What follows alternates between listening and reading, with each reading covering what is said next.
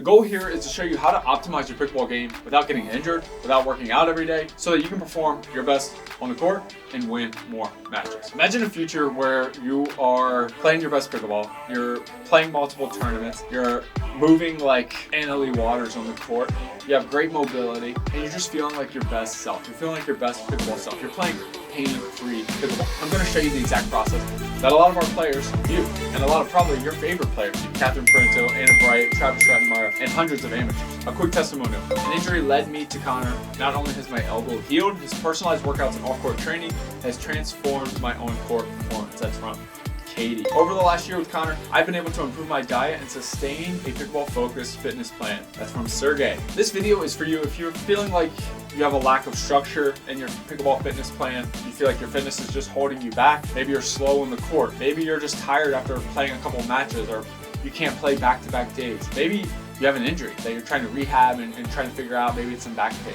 If you watch this video to the end, I'm going to give you my exact 3-step process to getting you to peak physical shape and becoming an absolute weapon on the court. Before I dive into this, I want to share a little bit about my story and why I put this training together. I was a sophomore in high school when I first heard the words, "You're not going to run again." I don't know what kind of doctor tells a 16-year-old kid this, but I was shook, right? Like this knocked me out. I had torn my ACL, MCL, PCL, and meniscus playing quarterback in high school. One helmet to the knee, I blew them all out. At 16 years old, I was told I wasn't going to play sports again, and I had a choice to make.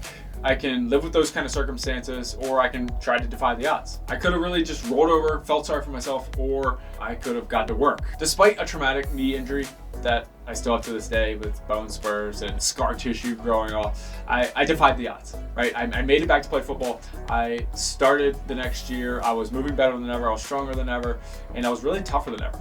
I was a 3-sport athlete, and I went on to play baseball in college. My injury was traumatic, yes, but I got injured because I wasn't training. I wasn't strong, and I wasn't doing anything off the playing surface to improve my play or performance. For most, it takes a traumatic moment in your life to really realize that you need to start training or taking your health or taking your nutrition seriously.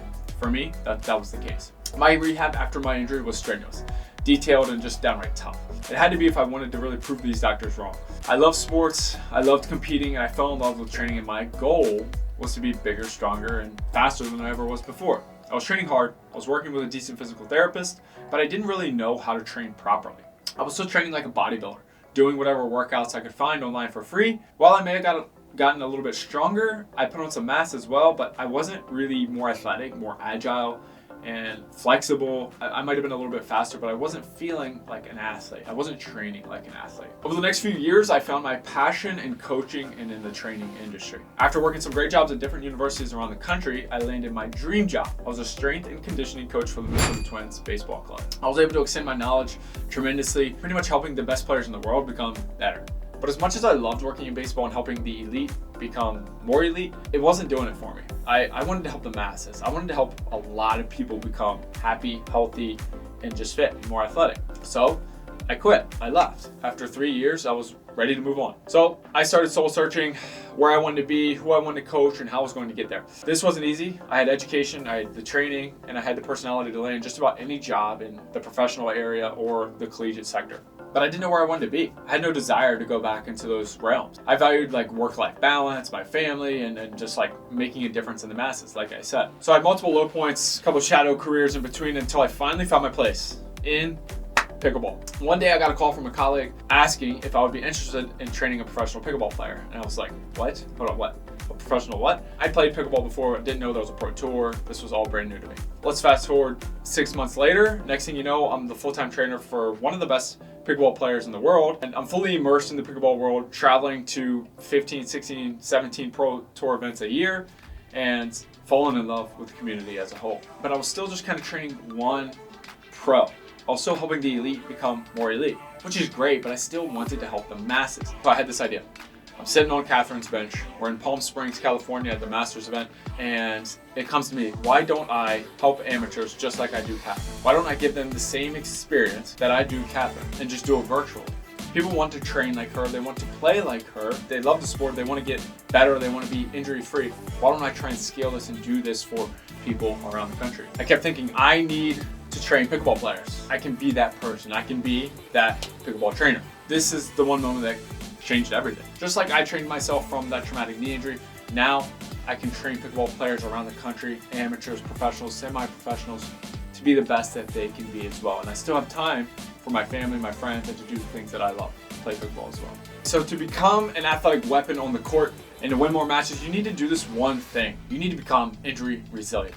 You need to do what I didn't do when I got hurt. And you need to do what I'm helping people around the country. Become injury resilient.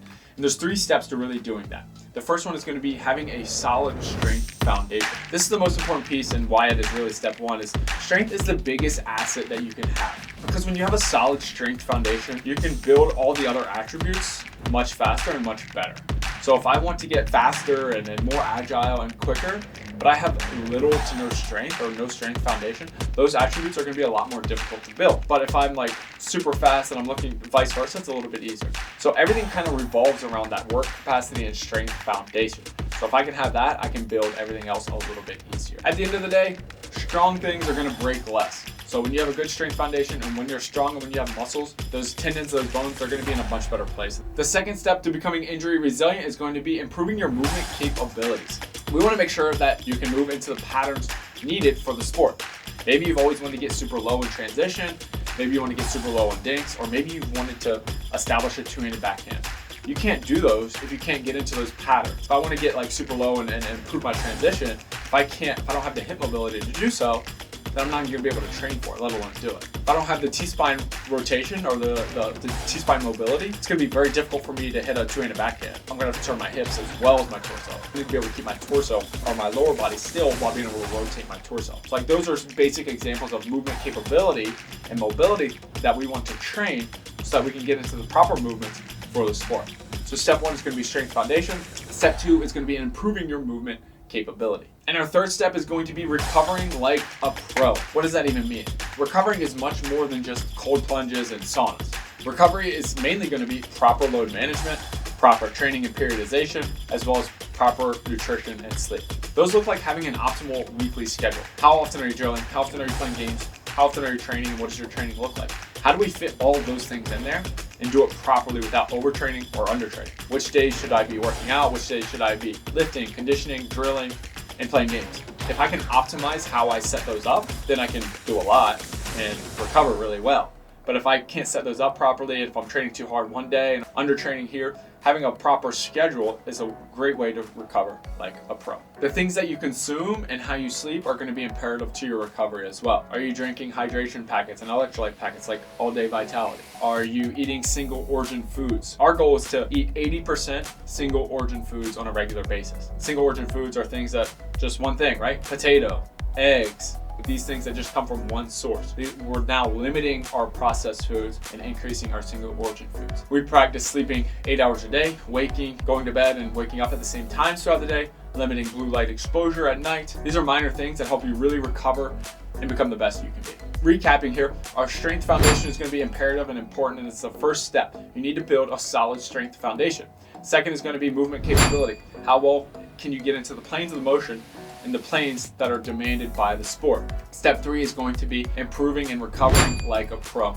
Are you eating properly, sleeping properly, and what is your overall weekly schedule? Is that optimized for performance? You can do this like me, rehabbing and wasting a lot of time and money and not really getting there as fast as I would like, or you can work with my team. You can work with me one-on-one to help optimize your fitness for pickleball so that you can win more matches. If you're interested in training with me, I have a list here. This is what it entails. Custom training. You're always going to receive personalized training. Plans that are specific to you, your goals, your needs as a human and as a pickleball player. You're going to receive custom nutrition guidance so that we're training and fueling our bodies for performance so that we can feel our best on court. We're going to do weekly check-ins so that you're never in the dark. This isn't like a, here's your 6-week program, we'll see you at the end. We're going to be there every step of the way. We're communicating on a daily and regular basis. We're making weekly check-ins, checking in on progress, goals, and those kinds of things. You'll be a part of an exclusive community where we learn and grow together. We believe in community. Just like pickleball is such a community-filled sport, we have a community with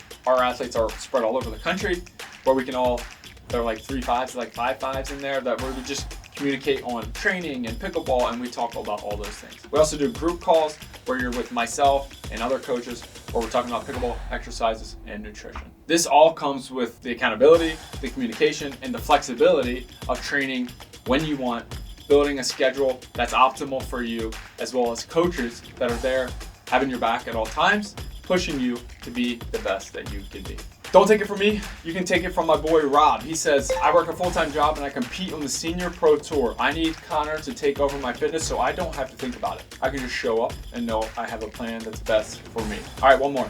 My boy Federico Stackster, he trained with me for a little over a year. I trained with Connor and his team for over a year, and I saw major improvements in my fitness and movement on the court. I highly recommend him to anybody looking to get better. Appreciate you, Fetty. Click the link below to book a non-committal call. This isn't some kind of pushy sales call where at the end I'm gonna make you make a decision of buy or not. I'm gonna provide you value. I'm gonna hear a little bit about your situation and see if you're a good fit. See if we're a good fit for each other and see if you're a good fit for my program. And if it is, we'll figure out a plan that works best for you. So click the link below, book a call. I would love to get to know you.